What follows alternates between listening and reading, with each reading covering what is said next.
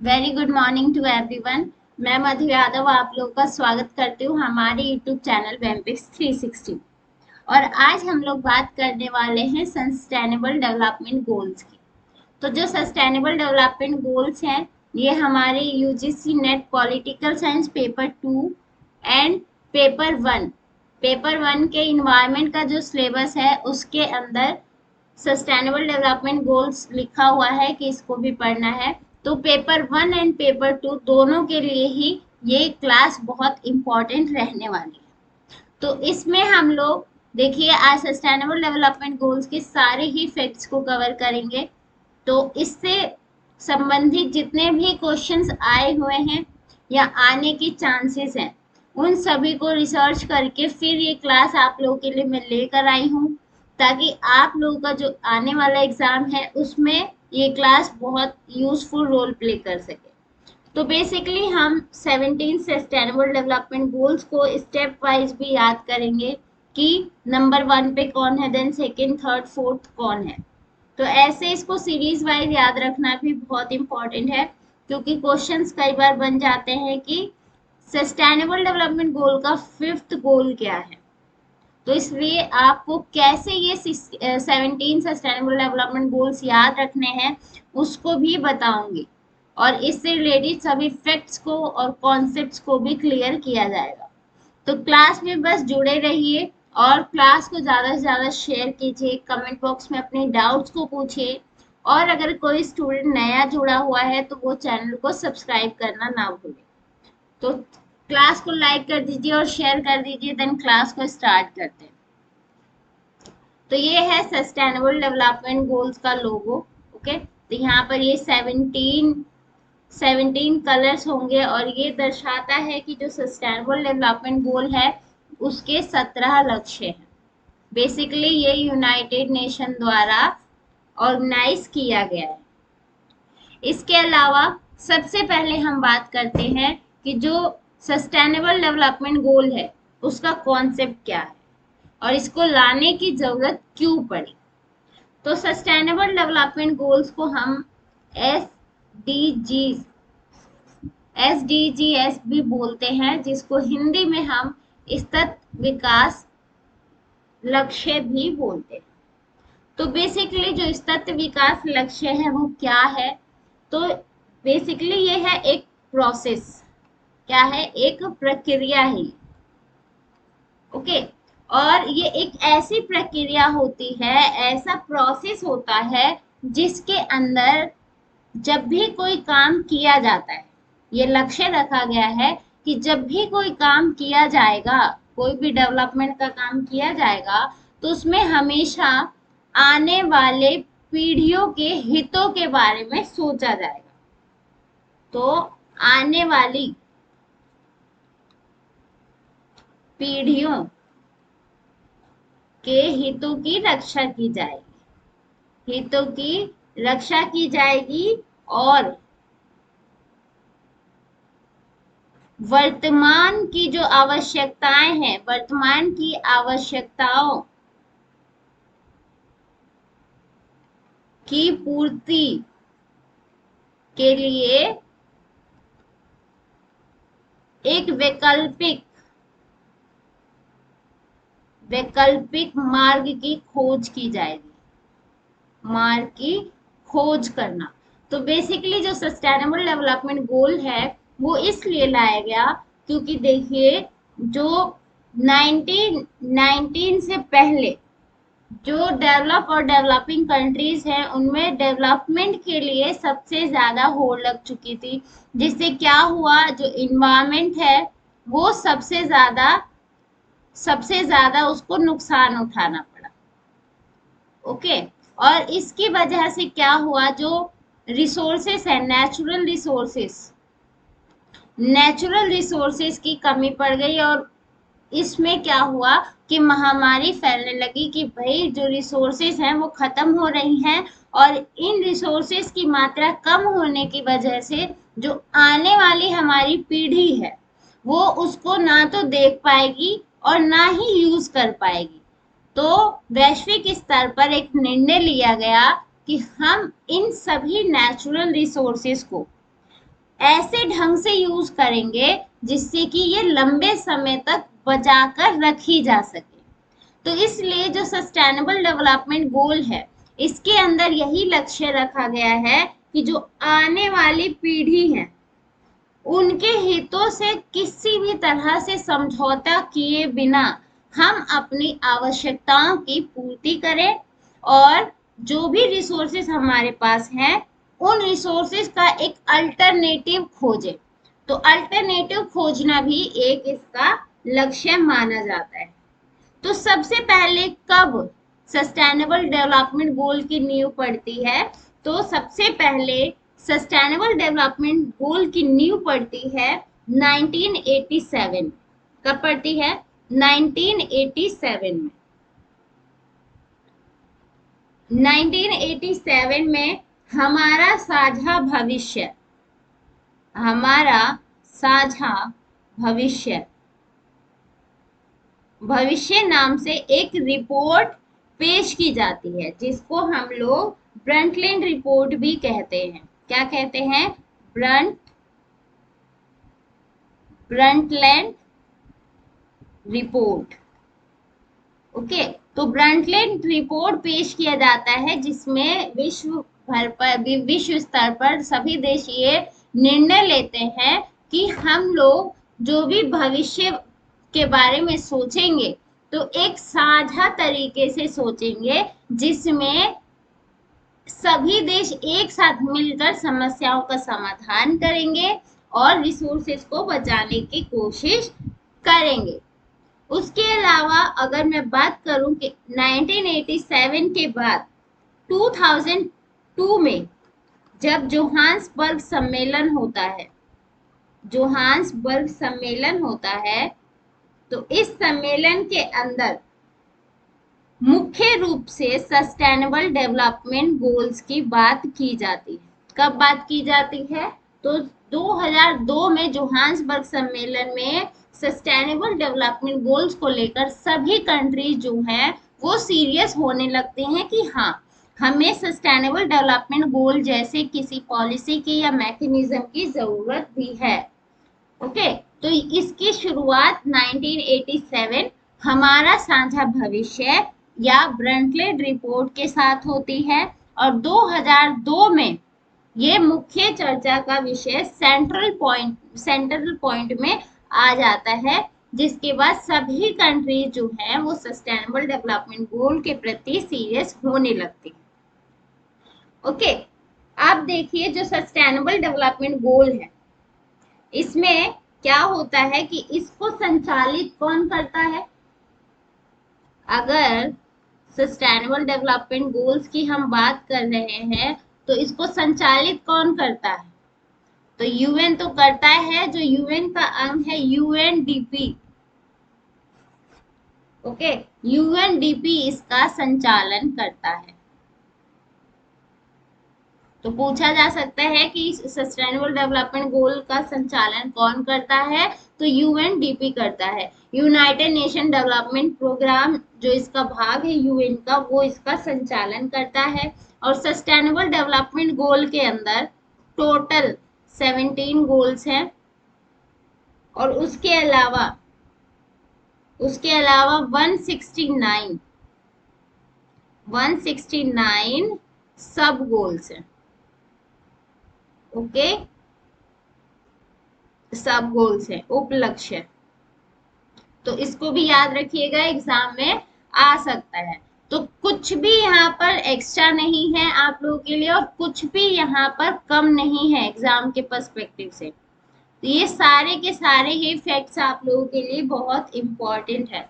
तो इनको या तो आप नोट डाउन कर लें, या वीडियो को जब आप एक बार पूरा देख लें तो उसके बाद दोबारा भी रिपीट करके देख सकते हैं। ओके, तो अब बात करते हैं कि सस्टेनेबल डेवलपमेंट गोल जो है, इस तत्व विकास लक्ष्य जो बनाए गए हैं उसका उद्देश्य क्या है? तो इसका देखिए, सबसे पहला और सबसे बड़ा उद्देश्य है संसाधनों को बचाना। ओके, संसाधनों को बचाना। तो जो भी हमारे पास संसाधन है उनका कम से कम यूज करना, या उनके अल्टरनेटिव को खोजना, ताकि हमारे पास जो भी रिसोर्सेज बचे हुए हैं उनको लंबे समय तक सेव रखे, और जो हमारे पास आने वाली जो पीढ़ी है वो भी इसका लाभ उठा सके। ओके, तो नंबर 1 इसका ये उद्देश्य है। और नंबर 2 इसका उद्देश्य है नई तकनीकों की खोज करना। नई तकनीकों की खोज। ओके, तो नई तकनीकों की खोज की जाएगी, और स्पेशली ये जो तकनीक है वो पर्यावरण हितैषी होना चाहिए, यानी इन्वायरमेंट को नुकसान पहुंचाने वाला नहीं होना चाहिए। तो ये दूसरा इसका लक्ष्य तीसरा ये लक्ष्य माना जा सकता है कि इसका काम पर्यावरण को ध्यान में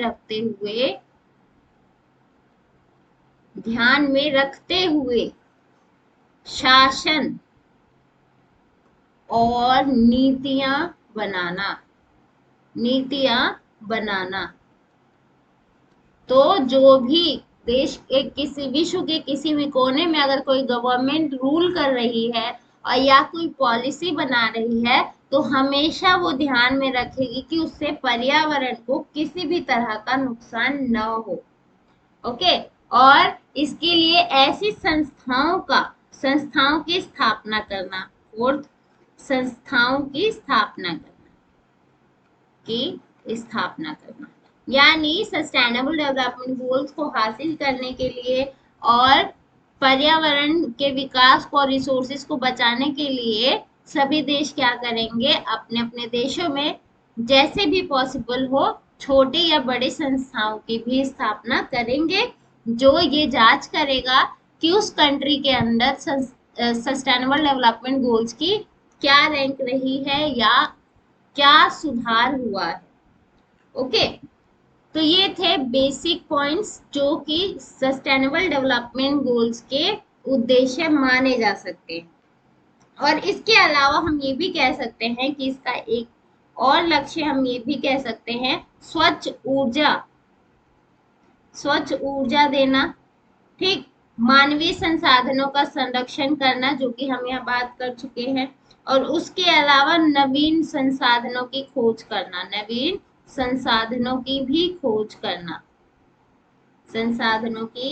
खोज करना, ठीक। तो ये बेसिक और इम्पोर्टेंट पॉइंट्स हैं आप लोगों के लिए एग्जाम्स के हिसाब से, तो इनको जरूर याद कीजिए। ओके, अब नेक्स्ट हम बात करते हैं कि जो सस्टेनेबल डेवलपमेंट गोल्स है, ओके, तो इनको कैसे याद रखिए और क्या कौन कौन से 17 सस्टेनेबल डेवलपमेंट गोल्स है। ओके, तो देखिए जो सस्टेनेबल डेवलपमेंट गोल है वो 2002 में जोहान्सबर्ग में तो उसको सेंट्रल पॉइंट बना के उसके बारे में बात की गई, लेकिन उसके बाद डायरेक्ट 2015 में सस्टेनेबल डेवलपमेंट गोल्स को ऑफिशियली अनाउंस किया जाता है और सस्टेनेबल डेवलपमेंट गोल्स पर काम शुरू किया जाता है। तो अगर क्वेश्चन आता है कि सस्टेनेबल डेवलपमेंट गोल की शुरुआत कब होती है, तो ये शुरू होती है ऑफिशियली 2015 में, और इसको हासिल करने का अंतिम लक्ष्य रखा गया है 2030 तक। तो 2030 तक सस्टेनेबल डेवलपमेंट गोल्स को पाने का लक्ष्य रखा गया है। ओके, अब इसके अलावा जो आपके एग्जाम के लिए इम्पोर्टेंट है, तो कुछ थीम्स है, तो ज्यादा नहीं, 2 थीम्स की हम बात करेंगे। देखिए 2019 में जो सस्टेनेबल डेवलपमेंट गोल डे मनाया गया, तो उसके थीम का नाम था attaining the 2030 agenda delivering on our promises। Okay, तो ये याद आप रख सकते हैं एग्जाम के लिए। और दूसरा 2020 का जो थीम था, तो वो था transforming transforming our world, the 2030 agenda for sustainable development goals।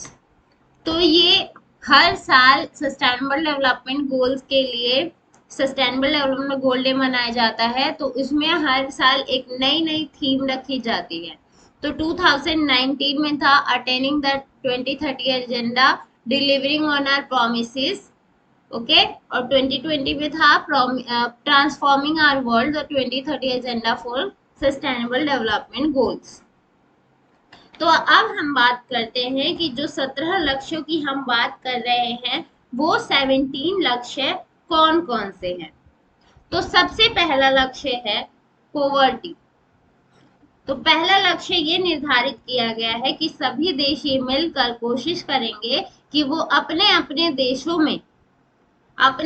देशों में निर्धनता को खत्म करें। दूसरा है जीरो हंगर। तो दूसरा लक्ष्य है जीरो हंगर करना, यानी सभी देश ये कोशिश करेंगे कि उनके देशों में हंगर यानी भूखमरी की जो समस्या है उसे समाप्त किया जाए। थर्ड है गुड हेल्थ एंड वेलबींग, कि हर देश ये सुनिश्चित करेगा कि उनके देश में सभी नागरिकों की जो हेल्थ है वो अच्छी रहे। उसके अलावा यहाँ पे एक सेकेंड, तो थर्ड हमने देख लिया good health and wellbeing. And fourth यहाँ पर है इक्वालिटी एंड एजुकेशन। तो हमारा फोर्थ सस्टेनेबल डेवलपमेंट गोल है क्वालिटी एजुकेशन। यानी आप जो भी अपने कंट्री में जो भी एजुकेशन दे रहे हैं वो गुणवत्तापूर्ण होनी चाहिए। और जो एजुकेशन है वो मतलब समाज के हर एक वर्ग तक पहुंचे, इसकी सुनिश्चितता आपको करनी चाहिए।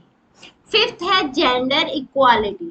तो जेंडर इक्वालिटी लाया जाए। सिक्स्थ है क्लियर वाटर एंड सैनिटाइजेशन। तो हर देश क्लियर वाटर और सैनिटाइजेशन के लिए काम करेगा। और सेवेंथ है आपका अफोर्डेबल एंड क्लियर एनर्जी।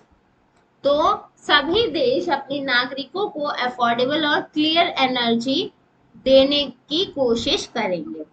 उसके अलावा हर देश ये कोशिश करेगा कि वहां के सभी लोगों को वर्क मिले और उसका इकोनॉमिक ग्रोथ हो।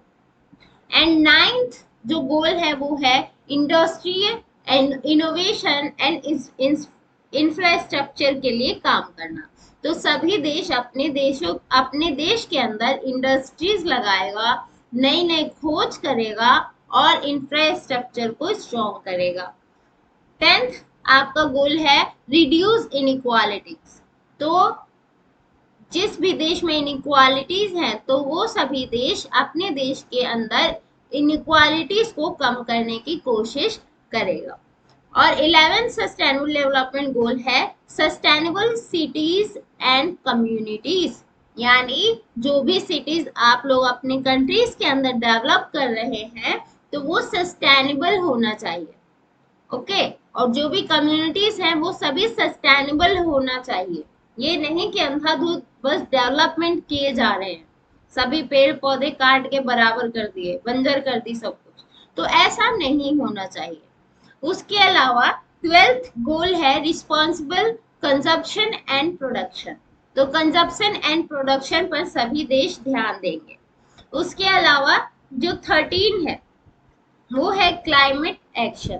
तो सभी देश क्लाइमेट को ध्यान में रखेंगे और जो क्लाइमेट है उसको किसी भी तरह का नुकसान ना पहुंचे, इसलिए ऐसी नीतियां या ऐसे काम करेंगे जिससे हमारा क्लाइमेट सुरक्षित रहे, ठीक।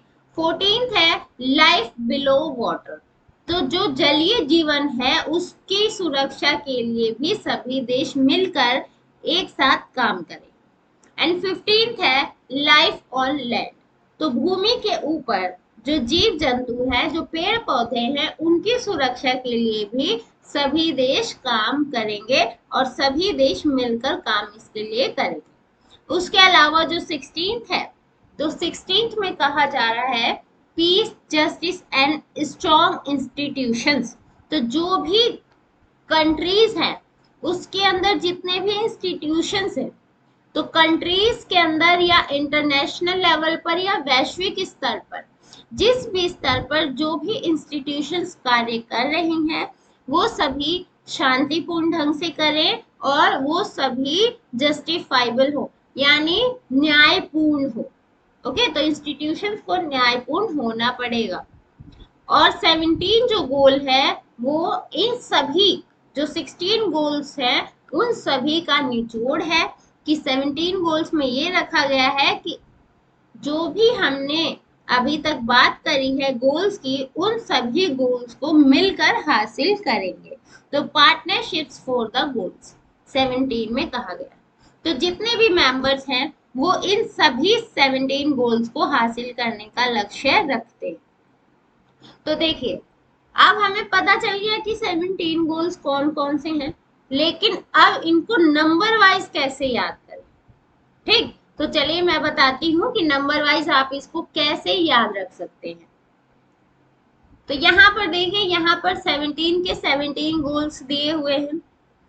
अब अगर इसको नंबर वाइज याद करना है तो एक स्टोरी माइंड में क्रिएट करके चलना पड़ेगा, और वो स्टोरी आप लोगों को एक छोटे से बच्चे से शुरुआत करनी है। और जब आप ये स्टोरी क्रिएट करेंगे, जब मैं आपको बताऊंगी कि कैसे एक स्टोरी के थ्रू इसे याद किया जा सकता है, तो जो बच्चा यहाँ पर शुरू होगा छोटा सा, वो जाकर इंटरनेशनल लेवल तक काम करने वाला है। ओके, तो देखिए, तो पहला है नो पॉवर्टी। ठीक, तो यहाँ पर से हम अपनी स्टोरी को शुरू करते हैं कि एक गरीब बच्चा है। तो एक गरीब बच्चे को सबसे पहले क्या मिलना चाहिए? एक गरीब व्यक्ति क्या मांगता है? तो सबसे पहले वो मांगता है भोजन। तो जब उसको भोजन मिल जाएगा, उसको फूड मिल जाएगा, तो क्या होगा? उसकी भूखमरी खत्म हो जाएगी। तो हमारा दूसरा लक्ष्य है भूखमरी। ठीक, भूखमरी को कम करना। और जब एक छोटे बच्चे की जो भूखमरी है वो खत्म हो जाएगी, तो क्या होगा? वो किसी भी तरह के बीमारी से नहीं जूझेगा और उसके अंदर हेल्थ जो इम्यूनिटी है वो स्ट्रांग हो जाएगी। उसकी इम्यूनिटी स्ट्रांग हो जाएगी और उसकी हेल्थ अच्छी हो जाएगी। तो थर्ड हमारा है गुड हेल्थ। ओके, तो फर्स्ट पॉवर्टी। अब पॉवर्टी को हमें खत्म करने के लिए क्या करना है? उस बच्चे को भोजन देना है जिससे कि उसकी भूखमरी खत्म हो जाए। अब भूखमरी खत्म हो गई है। भूखमरी खत्म होने के बाद उस बच्चे के अंदर एक एनर्जी आती है, और उस एनर्जी के आने के बाद उसकी हेल्थ ठीक हो जाती है। ओके, हेल्थ ठीक होने के बाद वो बच्चा क्या करेगा? अब उसके पास खेल कूद के अलावा सबसे पहला काम है शिक्षा पाना। ठीक, तो एजुकेशन के लिए वो स्कूल जाने लगता है। वो स्कूल जाना शुरू करेगा और स्कूल में उसे इक्वालिटी एजुकेशन मिलना शुरू होता है। माफ कीजिए, इक्वालिटी नहीं, क्वालिटी एजुकेशन उसे स्कूल में मिलना शुरू होता है। तो जब हेल्थ अच्छी रहेगी तो बच्चे का पढ़ने में भी मन लगेगा, और जब पढ़ेगा तो उसकी क्वालिटी एजुकेशन उसको मिलेगा। और जब स्कूल में उसको क्वालिटी एजुकेशन मिलता है तो वो क्या सीखता है? हम जब स्कूल में जाते हैं तो सबसे पहले सीखते हैं जेंडर इक्वालिटी, कि हमें शुरू से ही सिखाया जाता है कि लड़के और लड़की में कोई अंतर नहीं है। तो यहाँ पर हम लोग सीख लेते हैं जेंडर इक्वालिटी के बारे में। तो अभी तक जो हमारा बच्चा यहाँ पर पॉवर्टी में जूझ रहा था वो पहुंच गया है जेंडर इक्वालिटी तक। तो पॉवर्टी एंड पॉवर्टी से निकाल कर हमने उसे खाना दिया, और जब खाना दिया तो उसके हेल्थ में सुधार हो गया, और जब हेल्थ में सुधार हो गया तो उस बच्चे ने स्कूल जाना शुरू कर दिया, क्योंकि उसका खेल कूद से मन भर चुका है। अब वो एजुकेशन पाना चाहता है, और जब वो एजुकेशन पा लेता है तो वो समझता है कि जो लड़का और लड़की है या महिला पुरुष है वो दोनों समान होते हैं, तो वो समझता है जेंडर इक्वालिटी को। अब देखिए, जब वो स्कूल के अंदर होता है तो उसको क्या चाहिए?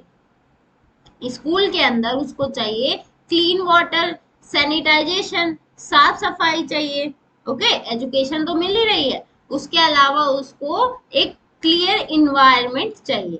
तो साफ इन्वायरमेंट उसे चाहिए। तो हमारा जो 6th गोल है वो है क्लियर वाटर एंड सैनिटाइजेशन। उसके बाद जब उसको क्लीन वाटर भी मिल रहा है, स्वच्छ वातावरण भी मिल रहा है, तो अब क्या होता है? स्वच्छ वातावरण मिल गया, अब ये बच्चा हमारा बड़ा हो गया। ओके, और जब बड़ा हो गया तो अब उसको कुछ साइकिल भी चाहिए, ठीक, चाहे उसको कार या बाइक भी चाहिए। तो अब क्या चाहिए उसको? रिसोर्सेज चाहिए, एक्स्ट्रा रिसोर्सेज जो नेचुरल रिसोर्सेज होते हैं, तो उसको भी अफोर्डेबल एंड क्लीन एनर्जी चाहिए। ठीक, तो अफोर्डेबल उसको क्लीन एनर्जी दिया जाएगा। और जब उस बच्चे को एनर्जी मिलेगी, अब ये बच्चा बड़ा हो चुका है, वो एनर्जी कंज्यूम कर रहा है, तो जब बच्चा बड़ा हो जाता है, स्टूडेंट हो गया, बहुत बड़ा हो गया, डेवलप हो चुका है, तो वो क्या करेगा? अब स्कूल से बाहर जा रहा है, ठीक, कॉलेज अपना उसने कर लिया, अपनी पढ़ाई खत्म कर चुकी है, तो अब क्या होगा? वो रोजगार की तलाश में घूमेगा। तो वो डिसेंट वर्क की खोज करेगा, जिससे क्या होगा? किसी भी देश की इकोनॉमी डेवलप करती है। तो किसी भी देश का एक एक नागरिक जब एम्प्लॉयड होता है तो उस देश की इकोनॉमी ग्रोथ करने लगती है। और जब किसी भी देश की, जब ये स्टूडेंट वर्क करने लगता है, एम्प्लॉय बन जाता है, तो क्या होता है? इकोनॉमी ग्रोथ होता है।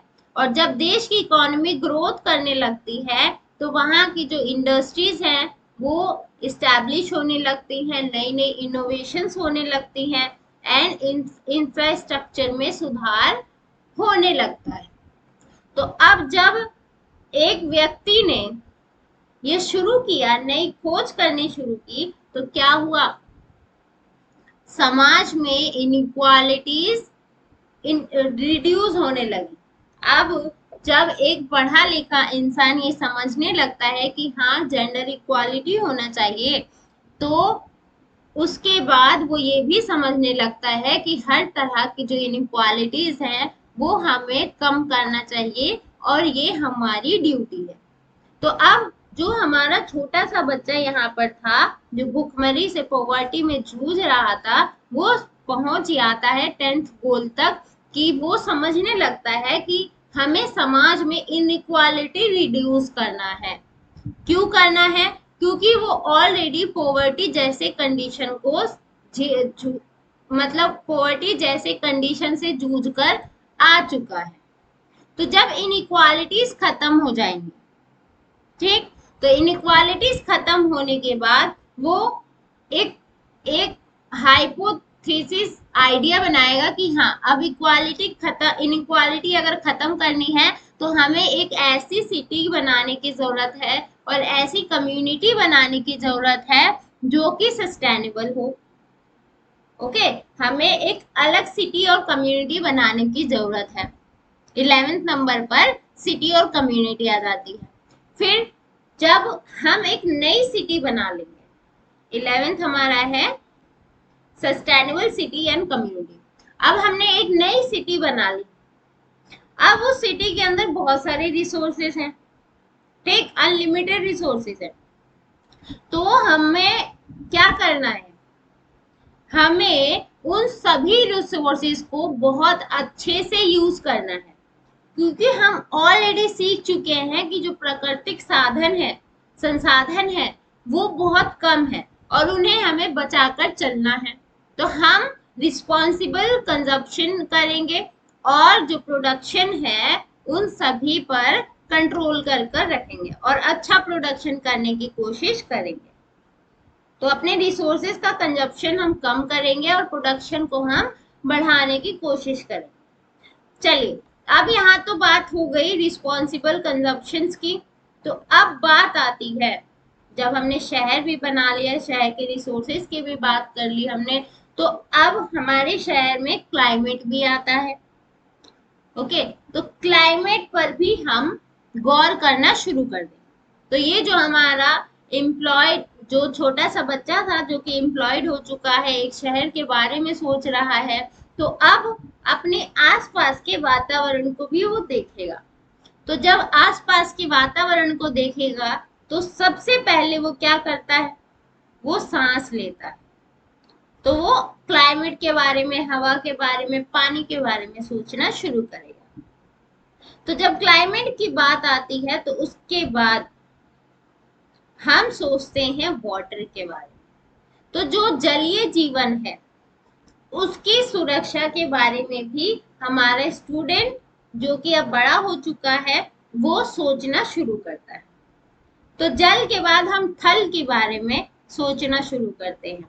जल के बाद थल के बारे में सोचेंगे, यानी लाइफ ऑन लैंड, कि हम पेड़ पौधे, पंछी, जीव जंतुओं के बारे में भी सोचना शुरू करते हैं।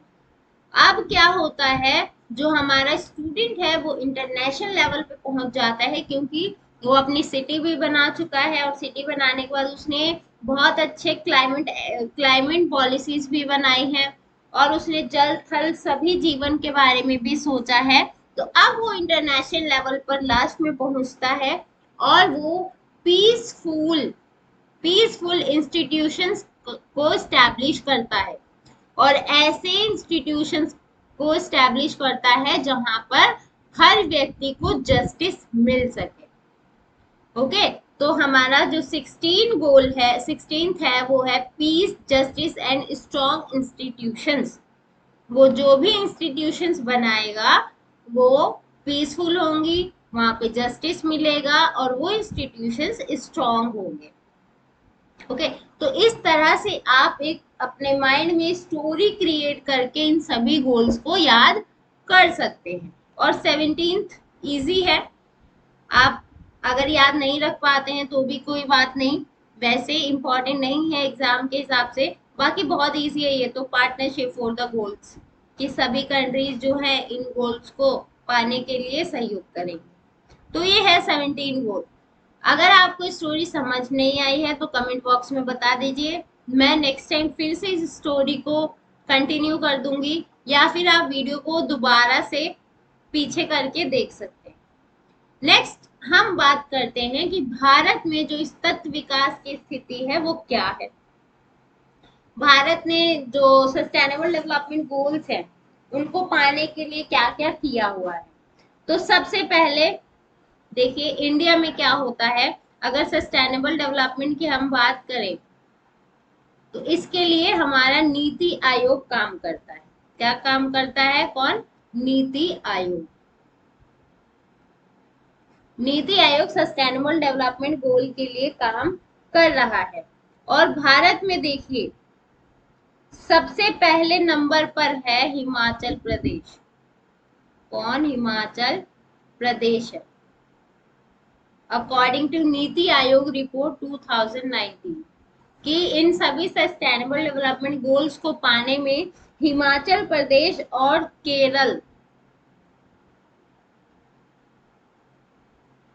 ये दोनों कंट्री सबसे हाईएस्ट रैंकिंग में है। इनका स्कोर है 69 और केरल का भी है 69।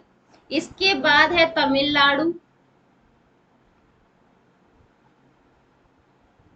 तमिलनाडु, और इसके बाद है पुडुचेरी,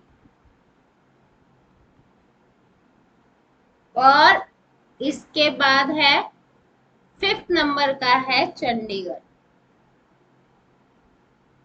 तो ये कंट्रीज है जो कि भारत में सस्टेनेबल डेवलपमेंट गोल्स के कार्य पर सबसे अच्छा काम कर रही हैं, जो कि सस्टेनेबल डेवलपमेंट गोल को हासिल करने में इंडिया की बहुत हेल्प कर रही है। और इसमें सबसे पीछे कौन सा स्टेट है? तो सबसे पीछे यूपी है। ओके, यूपी सबसे पीछे है अकॉर्डिंग टू 2019 की रिपोर्ट। और यूपी का है 42 स्कोर। ओके, अब देखिए, हमने यहाँ पर स्टेट्स की बात की, अब इंटर वर्ल्ड लेवल पर बात करते हैं। वर्ल्ड लेवल पर, तो वर्ल्ड लेवल पर इंडिया की क्या रैंकिंग है? तो इंडिया की रैंकिंग है 170। ठीक, भारत 117वें नंबर पर है सस्टेनेबल डेवलपमेंट गोल को हासिल करने में। और सबसे ऊपर है, फर्स्ट नंबर पर है आपका, कमेंट बॉक्स में बताना कि फर्स्ट नंबर पर कौन सी कंट्री है। फर्स्ट नंबर पर कौन सी कंट्री है? तो सबसे पहले है स्वीडन। ओके, उसके बाद है डेनमार्क और थर्ड नंबर पर है फिनलैंड। ये सभी क्वेश्चंस पूछे जा सकते हैं, डेफिनेटली पूछे जा सकते हैं, इसलिए आप क्लास को बहुत ध्यान से सुनिए। और अगर आप लोग को समझ नहीं आ रहा तो प्लीज आप लोग कमेंट बॉक्स में जरूर पूछे, मैं आप लोग के डाउट वहीं क्लियर कर दूंगी। ठीक, तो ये सभी फैक्ट्स आप लोगों को याद रखने हैं, बहुत रिसर्च करने के बाद ये क्लास आप लोग के लिए बना रही। तो स्वीडन जो है वो पहले नंबर पर है, दूसरे पर डेनमार्क है एंड थर्ड पे है फिनलैंड। ओके, और देखिए इसके अलावा अफ्रीकन रिपब्लिक जो है वो सबसे निचले स्तर पर है। तो सबसे पीछे कौन है? African Republic. सबसे पहले Sweden, then Denmark, then Finland और सबसे नीचे आपकी अफ्रीकन रिपब्लिक है। और भारत का कौन सा स्तर है? तो भारत 117वें नंबर पर है सस्टेनेबल डेवलपमेंट गोल को हासिल करने में। चलिए इसको क्लियर करते हैं, और कुछ और फैक्ट्स हैं आप लोगों के लिए जो कि मैं आज के ही क्लास में कवर करना चाहती हूँ। तो बस क्लास को ध्यान से देखिए, अगर डाउट जहां भी लगता है आप प्लीज बता दीजिए। ठीक, यहाँ पे हम देख सकते हैं। तो देखिए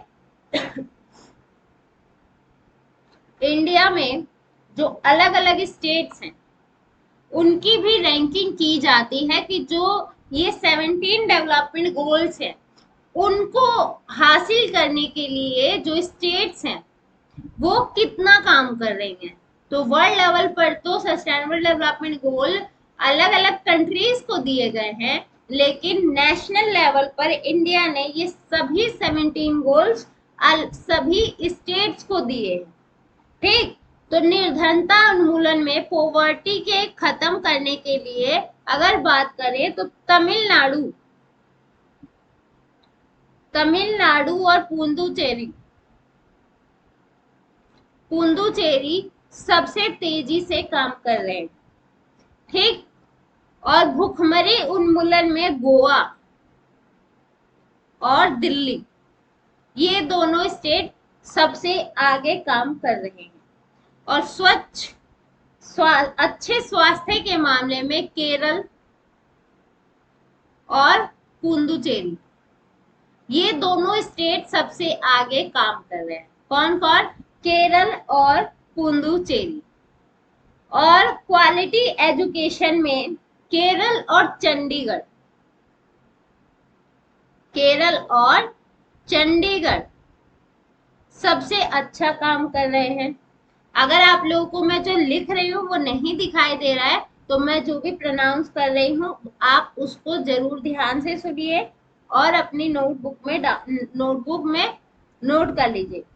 ओके, उसके अलावा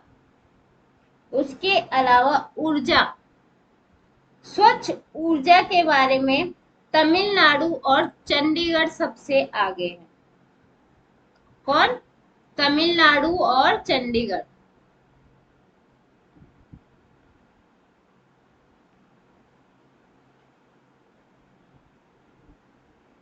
चंडीगढ़ सबसे आगे है। और आर्थिक वृद्धि में गोवा और दमन दीव, ये दोनों राज्य सबसे आगे। और उसके अलावा 9th जो गोल है उसमें सबसे आगे जो है वो है मणिपुर, दिल्ली और पुडुचेरी। ठीक। और यहाँ पे असमानता को कम करने में, इनइक्वालिटी को रिड्यूस करने में सबसे आगे है मेघालय, मिजोरम, फिर तेलंगाना, उसके बाद दादर नागर हवेली, उसके बाद दमन दीव एंड लक्षद्वीप।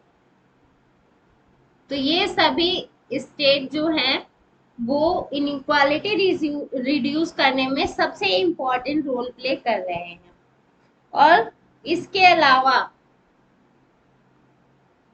जो शहरों के बारे में है, यहाँ पर 11th गोल को हासिल करने में गोवा और अंडमान निकोबार ये सबसे आगे माने जा रहे हैं। तो अकॉर्डिंग टू 2019 रिपोर्ट के ये सभी आंकड़े हैं जिसमें ये सभी क्वेश्चन आपके बन सकते हैं कि क्वालिटेटिव एजुकेशन में कौन कौन से स्टेट आगे हैं। आप लोग को ऑप्शंस दे देंगे, कंफ्यूज बहुत हो सकते हैं, इसलिए आई विल सजेस्ट कि इन सभी फैक्ट्स को ना आप रट लो ताकि कहीं भी फंसने का चांस ही ना बचे। उसके अलावा देखिए स्थलीय संसाधनों का उपयोग, जो यहाँ पे लाइफ ऑन लैंड है उसके अंदर असम, छत्तीसगढ़, गोवा, मणिपुर, बहुत सारी स्टेट है इसमें, मणिपुर, उड़ीसा, उत्तराखंड, उसके बाद दादर नागर हवेली